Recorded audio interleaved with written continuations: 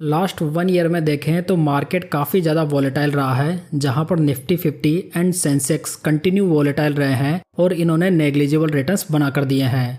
तो दोस्तों आज इस वीडियो में हम टॉप 10 म्यूचुअल फंड्स की बात करने वाले हैं जिन्होंने कि लास्ट 1 ईयर में सबसे बेस्ट रिटर्न्स बनाकर दिए हैं। इस लिस्ट में हम सभी कैटेगरीज के म्यूचुअल फंड्स को शामिल करेंगे, जिसमें कि मैंने इन्हें लास्ट 1 ईयर के रिटर्न्स के बेसिस पर फिल्टर किया है। दोस्तों वीडियो में आगे बढ़ने से पहले मैं डिस्क्लेमर देना चाहता हूँ कि ये वीडियो ओनली एजुकेशनल पर्पस के लिए है, इसमें कोई भी फाइनेंशियल एडवाइस शामिल नहीं है। चलिए वीडियो शुरू करते हैं और बात करते हैं नंबर 10 फंड की, जो कि है सुंदरम सर्विसेज फंड। ये फंड एक थीमेटिक फंड है जो कि लास्ट 1 ईयर में रिटर्न्स बनाने के मामले में नंबर 10 पे रहा है। ये फंड सर्विस सेक्टर वाली कंपनीज में इन्वेस्ट करता है, जिसमें कि retail sector, wealth management, health care services और टूरिज्म जैसी कंपनियां आती है। इस फंड ने लास्ट 1 ईयर में 8.79% के रिटर्न्स बनाकर दिए हैं और लास्ट 3 ईयर्स में इसके रिटर्न्स 19.70% के हैं। नंबर 9 फंड की बात करें तो यह है Nippon India multi asset allocation fund. यह फंड एक हाइब्रिड फंड है जो कि लास्ट 1 ईयर में रिटर्न्स बनाने के मामले में नंबर 9 पे रहा है। देखा जाए तो लास्ट 1 ईयर में इक्विटी मार्केट तो वॉलेटाइल रहा है, लेकिन इस फंड ने 13.21% डेट में इन्वेस्ट किया हुआ है और 15.29% कमोडिटीज में इन्वेस्ट किया हुआ है, जिसकी वजह से ये फंड इस लिस्ट में शामिल हो पाया है। निप्पॉन इंडिया के इस फंड ने लास्ट 1 ईयर में 9.29% के रिटर्न्स बनाकर दिए हैं और लास्ट 3 ईयर्स में फंड के रिटर्न्स 19.24% के रहे हैं। बात करते हैं नंबर 8 फंड की, जो कि है DSP multi asset allocation fund.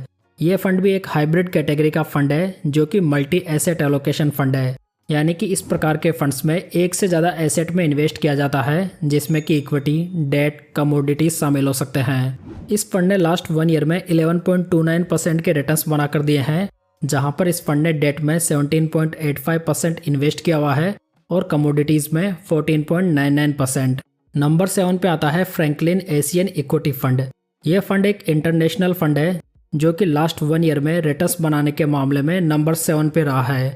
यह फंड एशियन मार्केट पे बेस्ड है, जिसमें कि आपको जापान को छोड़कर बाकी सभी एशियन मार्केट की कंपनियां देखने को मिल जाएगी। इस फंड ने लास्ट 1 ईयर में 11.97% के रिटर्न्स जनरेट किए हैं और लास्ट 3 ईयर्स में फंड के रिटर्न्स ओनली 8.76% के हैं, जो कि देखा जाए तो काफ़ी कम रिटर्न्स हैं। नंबर 6 पे जो फंड आता है वो है Nippon India US equity opportunities fund.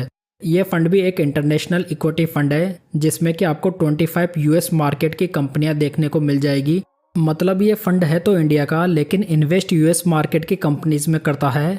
Fund के लास्ट 1 ईयर के रिटर्न्स 13.91% के हैं और लास्ट 3 ईयर्स में फंड के रिटर्न्स 16.32% के हैं। बात करते हैं नंबर 5 फंड की, जहां पर आता है SBI health care opportunities fund. ये फंड एक सेक्टरल फंड है जो कि फार्मा की कंपनीज में इन्वेस्ट करता है। इसके पोर्टफोलियो में Sun pharma, Divi's lab, Max health care, Cipla और लुपिन जैसी कंपनियां देखने को मिल जाएगी। इस फंड ने लास्ट 1 ईयर में 14.20% के रिटर्न्स बनाकर दिए हैं और लास्ट 3 ईयर्स में फंड के रिटर्न्स 28.40% के रहे हैं। नंबर 4 पे आता है white oak capital multi asset allocation fund. यह फंड भी एक हाइब्रिड कैटेगरी का फंड है, जिसने कि 29.45% इक्विटी में और 41.98% डेट में इन्वेस्ट किया हुआ है, यानी कि इस फंड ने डेट में काफ़ी बड़ा पोर्शन एलोकेट किया हुआ है। इसके अलावा फंड ने 13.35% कमोडिटीज़ में और रियल एस्टेट में 7.26% एलोकेट किया हुआ है। वाइट ओक कैपिटल का ये फंड 2023 में लॉन्च हुआ है, जिसने कि लास्ट 1 ईयर में 16.13% के रिटर्न्स बनाकर दिए हैं। चलिए दोस्तों अब बात करते हैं नंबर 3 फंड की, जो कि है Motilal Oswal multi cap fund.